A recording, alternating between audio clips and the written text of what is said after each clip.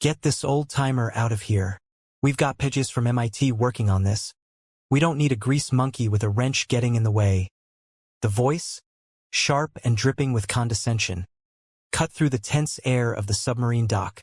Arthur Jenkins, a man of 75 years with hands permanently stained by oil and a life of quiet labor, didn't flinch. He simply nodded, his stooped shoulders carrying a weight far heavier than his age. A young security guard, looking apologetic, gently touched his elbow and led him away from the sleek, silent behemoth that was the USS Tempest. As he walked, the old man's faded blue eyes, the color of a distant sea, lingered on the submarine's hull, a silent farewell to an old friend. He had failed her, or rather, they wouldn't let him succeed. Type honor in the comments if you believe our veterans are the bedrock of our nation and deserve our deepest respect. Arthur, or Art as everyone in his small coastal town knew him, lived a life measured in the rhythmic clicks of a ratchet and the smell of motor oil. His small garage, Jenkins and Sons Repairs, hadn't had a son in it for 50 years, not since his own father passed.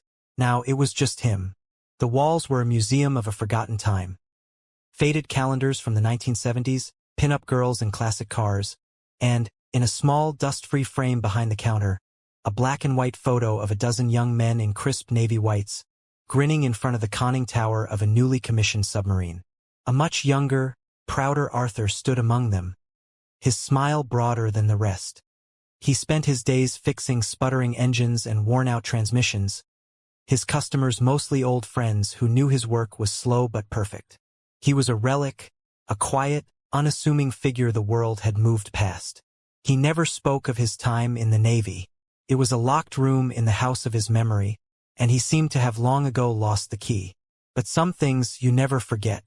You never forget the unique groan of a specific valve under pressure, the precise feel of a bulkhead hatch sealing shut, or the song a particular boat sings when her heart is beating strong. The USS Tempest, the Navy's most advanced Virginia-class attack submarine, was dead in the water. Docked at its home port for a critical software upgrade and reactor coolant system reboot, it had inexplicably failed to restart. The heart of the billion-dollar war machine, the primary coolant pumps that kept the nuclear reactor from a catastrophic meltdown, refused to engage. For 3 days, a team of the nation's brightest civilian engineers and naval technicians, led by a prodigy named Kyle Vance, had swarmed over the vessel. Kyle, barely 30, with a doctorate from Stanford and an ego to match, saw the world in lines of code and diagnostic algorithms. He and his team had run every simulation, checked every circuit, and rebooted every system 100 times. The digital interface showed all systems were green, yet the pumps remained stubbornly, terrifyingly silent. Panic was beginning to curdle the professional atmosphere. A high-profile diplomatic mission was scheduled in less than a week, and the Tempest was its primary escort. The pressure from Washington was immense. It was a young, nervous lieutenant, a man named Miller who had grown up in the same town as Art, who made the call. He'd heard the old sailors at the VFW Hall spin yarns about a legendary mechanic, a plank owner on the Tempest's ancestor, who could supposedly fix anything with a tap and a prayer. Desperate, he found Arthur Jenkins in the phone book. When Art arrived, shuffling onto the high-security naval dock in his worn, grease-stained overalls, he looked like a man who had taken a wrong turn on his way to a junkyard. Kyle Vance took one look at the old man's calloused hands and weary face and barely suppressed a laugh. "This is him?" he sneered at Lieutenant Miller. "This is your legend?" Art ignored the jibe. His attention was solely on the submarine. He placed a trembling hand on its cold, black hull, closing his eyes as if listening for a faint heartbeat. "What's the symptom?" he asked, his voice raspy from disuse. Kyle gave a patronizingly simple explanation. "The digital initiators for the primary coolant pumps aren't responding to the command module. Everything checks out on the screen, but there's no physical response." Art nodded slowly. "Screens lie," he murmured. "Let me see the engine room, and I'll need the original commissioning schematics. The paper ones. Not the garbage on your tablets this time." Kyle did laugh out loud. "Paper? Grandpa, we don't use paper. This is a state-of-the-art vessel. The original plans are archived in a secure facility 1,000 miles from here. We have everything we need on these. He brandished a sleek, military-grade tablet. Art's gaze was unflinching. There are things that don't make it into the digital copies. Modifications. The human touch. Kyle's patience snapped. Look, we appreciate you coming down, but this is beyond your scope. This is a complex software and hardware integration issue, not a leaky carburetor. It was then he delivered the line that would echo in his mind for years to come. Get this old timer out of here, as Art was escorted away. He looked back at Lieutenant Miller and said just one thing, a quiet, cryptic warning. Tell him to check the auxiliary manual bypass. Panel 7B. But he won't find it on his screen. Hours bled into a day, then a night. The team grew frantic. They found no reference to a Panel 7B in any of their digital schematics. It didn't exist. The base commander was threatening careers. The deadline was now only 48 hours away. In a last-ditch effort, a defeated Lieutenant Miller included the old mechanic's name and strange comment in his hourly failure report up the chain of command. The report, flagged for its critical nature, shot up the digital flagpole from the base to Fleet Command, then to the Pentagon. It was a single-line item in a sea of technical jargon. Local civilian mechanic, Arthur Jenkins, suggested a non-documented Panel 7B manual bypass. Was dismissed from sight in an office deep within the Pentagon. That name landed on the desk of Admiral Charles Thompson, the 4-star Chief of Naval Operations. The Admiral, a man known for his icy calm, read the name and froze. His coffee cup paused halfway to his lips. He read it again. Arthur Jenkins. A storm gathered in the Admiral's eyes. He slammed the cup down, sloshing hot coffee over classified documents he didn't even notice. He grabbed his secure phone. Get me my helicopter. Now, he barked at his aide. And get me everything you have on the civilian personnel at the Tempest dock. I want Kyle Vance's career on my desk before I land. We have made a catastrophic mistake. The sudden, deafening roar of a VH-60 Nighthawk descending on the naval base sent personnel scattering. Before the rotors had even stopped spinning, the hatch flew open and Admiral Thompson hit the tarmac, his face a mask of cold fury. He was a walking tempest, for stars glittering on his collar, his stride eating up the concrete as he marched directly toward the docks. He completely ignored the flustered base commander who ran to intercept him. He strode past the bewildered team of engineers, his eyes scanning the area with fierce intensity. He finally saw him. Arthur Jenkins was sitting on a stack of old pallets near the edge of the pier, where the guards had politely asked him to wait. He hadn't left. He couldn't leave his boat. The Admiral marched directly to him, his polished boots stopping inches from Art's worn-out work shoes. The entire dock fell silent. Then the unthinkable happened. The highest-ranking officer in the United States Navy, a man who commanded fleets and advised presidents, snapped to the most rigid, respectful position of attention. He raised his hand in a salute so sharp it could have cut glass.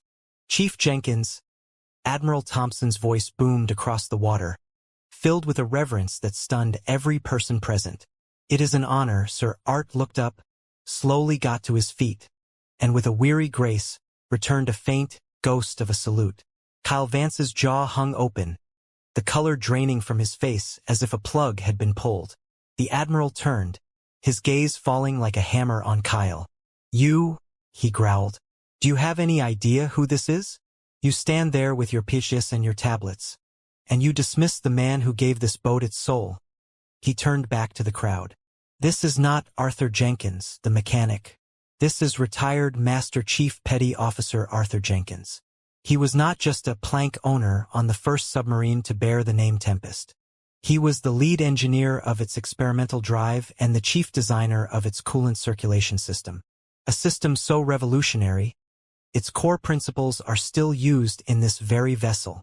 The Admiral pointed at the dead submarine. When the blueprints called for a digital override, he fought them. He said every machine needs a human touch, a way for a man with a wrench to save it when the computers failed. He designed and installed an analog bypass with his own 2 hands. A failsafe that was never formally added to the official schematics because it was considered his personal, superstitious touch. a system he called Panel 7B. A wave of shock and shame washed over the dock. The Admiral turned back to Art, his voice softening. "Chief, they need you. The Tempest needs you." Art simply nodded. He didn't look at Kyle or anyone else. He only had eyes for the submarine. With the Admiral clearing a path for him like a royal guard, Art walked back to the control room. He bypassed the humming racks of servers and glowing touchscreens. He knelt, his old knees cracking in protest, and ran his hand along the base of the main console. He felt for a slight inconsistency in the metal, a seam that wasn't supposed to be there. He pulled a small, flathead screwdriver from his breast pocket and pried open a small, unmarked plate no bigger than a postcard. Behind it lay not a circuit board, but a simple mechanical lever connected to a series of gears and a single large brass bolt. It was beautifully, brutally simple. He took a small, worn wrench from his back pocket. He ignored the lever. He looked at the bolt, a silent communion between creator and creation. He tapped the head of the bolt 3 times rhythmically. Tap, tap, tap, a code only he and the machine understood. Then, he fit the wrench around it and gave it a precise 1/4 turn counterclockwise. For a moment, there was only silence. Then, a deep, shuddering clunk echoed from the depths of the submarine's hull, a sound of immense weight shifting. It was followed by a low, powerful hum that grew steadily into a roar, the unmistakable sound of the primary coolant pumps surging to life. Green lights flashed across the monitors in a wave of confirmation. The USS Tempest was alive. The seasoned sailors on the dock broke into spontaneous, thunderous applause. Kyle Vance just stood there, his tablet hanging uselessly in his hand, his entire world of digital certainty shattered by a man with a wrench. Admiral Thompson placed a hand on Art's shoulder, ensuring his voice carried. "Let this be a lesson to all of you," he declared, his eyes sweeping over the humbled engineers. "Knowledge is not just data. It is experience. It is wisdom. It is sacrifice. This fleet was not built by algorithms. It was built by men. Men like Chief Jenkins, and you will show them the respect they have earned." He then turned to the Pale Base commander. "This man is to be given a full civilian contractor's fee, a formal commendation, and a permanent advisory position on this base. And Mr. Vance," he said, his voice dropping to a deadly whisper, "you and your entire team will report to Chief Jenkins tomorrow morning at his garage. You will learn how to change the oil on a 1978 Ford Pinto. Your re-education begins there." The vindication was not in the Admiral's words, but in the quiet dignity with which Art accepted the handshake, his oil-stained hand meeting the Admiral's crisp white glove. The heart of the Tempest was beating strong once more, awakened by the gentle hand of its forgotten father. The crisis was over, but the real change was just beginning. On that day, a lesson was etched into the very steel of the naval base. The newest technology is only as strong as the timeless wisdom of those who came before. Days later, a humbled Kyle Vance stood at the entrance to Jenkins and Sons Repairs. He wasn't wearing his designer jacket, but simple work clothes. In his hands he held not a tablet, but a box of donuts and a thermos of fresh coffee. He didn't offer a grand apology. He just stood there, waiting. Art emerged from under the hood of a classic Chevy, wiping his hands on a rag. He saw the young man and simply nodded, gesturing with his head toward the open garage bay. It was an invitation, a chance to learn, a bridge being built between generations, between the digital and the divine spark of human ingenuity. Subscribe to our channel if you believe true heroes walk among us every day, waiting only for the chance to be remembered.